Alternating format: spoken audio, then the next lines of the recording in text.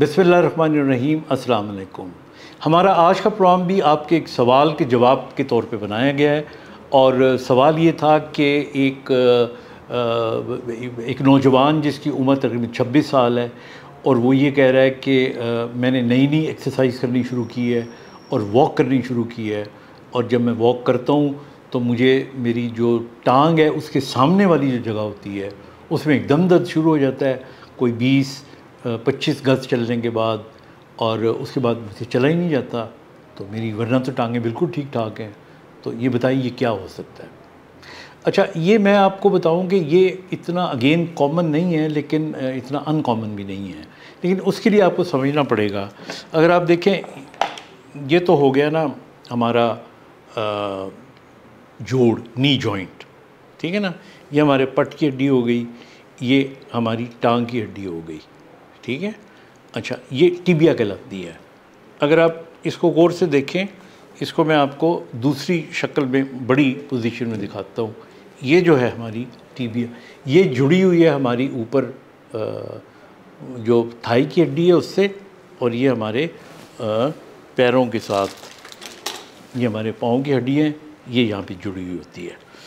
अच्छा, ये जो हड्डी है इसको अगर आप गौर से देखें तो इसके अंदर इस जगह पे यहाँ पर, यहाँ से एक पट्टा गुज़र रहा होता है। और हम बायोलॉजिकल तफसील में नहीं जाते, सिर्फ ये मैं आपको बताना चाहता हूँ कि टांग की इस हड्डी में जो पट्टा गुज़र रहा होता है वो एक ग्रूव्स में से गुज़र रहा होता है। वो लोग जो वार्म अप नहीं करते और नई नई एक्सरसाइज वो करना शुरू करते हैं, वॉक ख़ास तौर पे, उनके अंदर ये पट्टा फूल जाता है। ये टिबियालिस इंटीरियर इसको कहते हैं।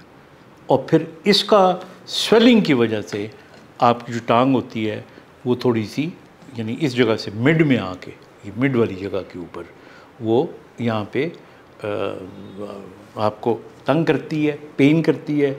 आगे आपको चलने भी दिल नहीं आता, चलते हैं तो आपको लंगड़ाना शुरू कर देते हैं। तो ये कोई बीमारी नहीं है, बल्कि ये सिर्फ ये है कि अनएकस्टम्ड एक्सरसाइज, यानी आपने पहले आप नहीं करते थे, अब आपको किसी ने कहा कि नहीं वॉक किया करो, आपने वॉक करनी शुरू कर दी, वार्म अप नहीं किया आपने आपको। तो इसलिए जितने भी लोग जिनको ये होता है, इसको हम शिन पेन कहते हैं। और इससे बचने का जो तरीका है, ज़ाहिर है आपने वॉक तो करनी है, अब ये तो नहीं कि इस पेन की वजह से। इससे बचने का जो आपका तरीका है उसमें 2-4 चीज़ों का आप ख्याल रखें। नंबर 1, आप अपनी वॉक करने से पहले कम से कम 5 से 10 मिनट वार्म अप करें, ताकि आपकी जो बॉडी है वो, उसका टेम्परेचर अच्छा हो जाए, आपके पट्टे जो होंगे वो थोड़े से फ्लेक्सिबल हो जाएंगे। तो एक तो ये तरीका हो गया।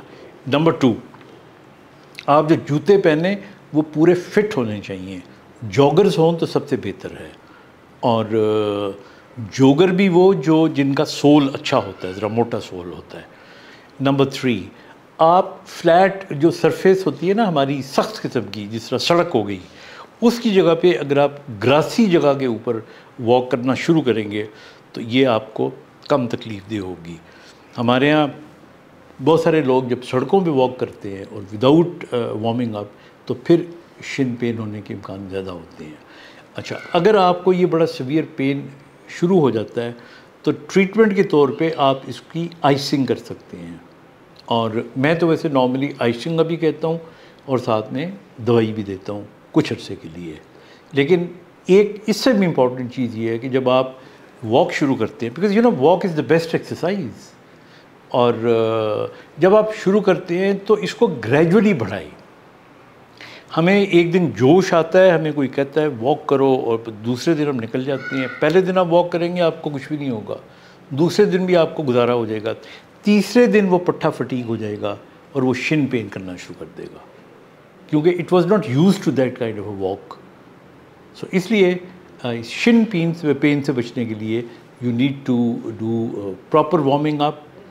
और मैं तो कई दफ़ा पेशेंट्स को कुछ प्रिवेंटिव तौर पे भी मेडिसिन दे देता हूँ कुछ दिनों के लिए, और इस तरह उनकी एक्सरसाइज जो है, जो वॉकिंग की एक्सरसाइज है, वो जारी रहती है। So I think that is the answer. और एक और मैं आपको बता दूँ, हमारे यहाँ जब एकदम आप जो ग्राउंड चेंज करते हैं ना, मैं मसलन हॉकी के कुछ खिलाड़ी आए मेरे पास, और वो सारी उम्र घास के ऊपर खेलते रहे थे। तो जब एस्ट्रोटर्फ के ऊपर आए तो वो सरफेस चेंज हो गई।